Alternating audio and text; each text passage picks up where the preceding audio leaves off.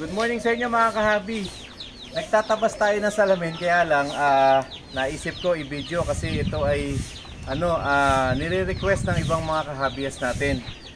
Ito kasi yung senaryo kung saan sumobra tayo sa salamin. So yung sukat ko sobra.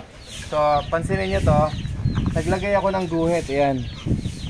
So since nakadikit na to, kabilaan niya nakadikit na, ito ay napakahirap ng putulin. Kumaga medyo mahirap kasi maliit.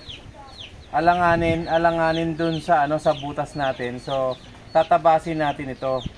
So para magawa natin 'yan, ang gamit natin itong ating carbide cutting disc ito. So ito sa mga hindi pa nakakaalam, ibibigay ko sa inyo yung link kung saan 'to nabibili. Then actually nagmura na 'to dati napakamahal nito, 200 something, ngayon bumaba na. Parang nasa 100 plus na lang ngayon. So pero ito malaking bagay ito kasi sa atin katulad nito tatabasan natin. So babawas tayo ng mga 1/8, babawasan natin ng 1/8. So since 1/4 ang kapal nitong salamin na to, sa ordinaryong cutting pang natin, glass cutter, hindi na mahihirapan na tayo. Mabubungi na to na mabubungi kung ito itsatsyagain natin. Saka nakakabit na kasi. So yun yung mahirap dito, nakakabit na siya. Kaya ngayon, pakita ko sa inyo kung paano natin to tinatabas. So ito.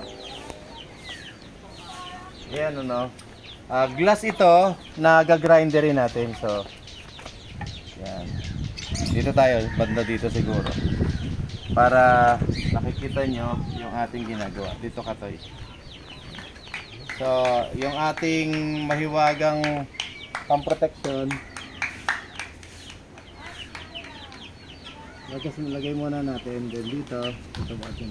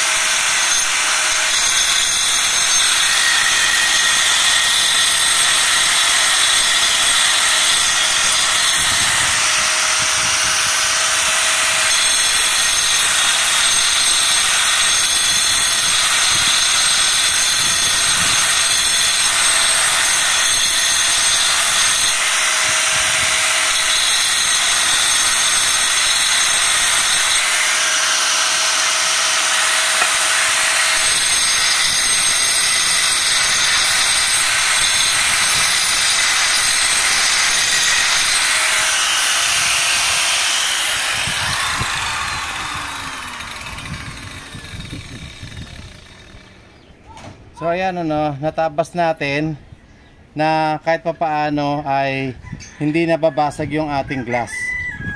So kaya nga mga kahabi ito medyo kailangan lang yung pulso ng kamay mo ay wag madiin. Kailangan dahan-dahan lang. Kasi yung potential na mabasag yung salamin nandoon kasi nga glass yon. Pero dahil sa gamit natin na to, malaking bagay na natatabas natin yung mga area kung saan alanganin yung sukat ng salamin. So ayan mga kahabi, maraming salamat sa walang sawang pagsubaybay niyo kay Kuya Lito. Pag kailangan nyo to, yung link niyan ibibigay ko sa inyo, papadala ko para at least alam nyo kung saan bibili. Salamat at magandang buhay sa inyo lahat.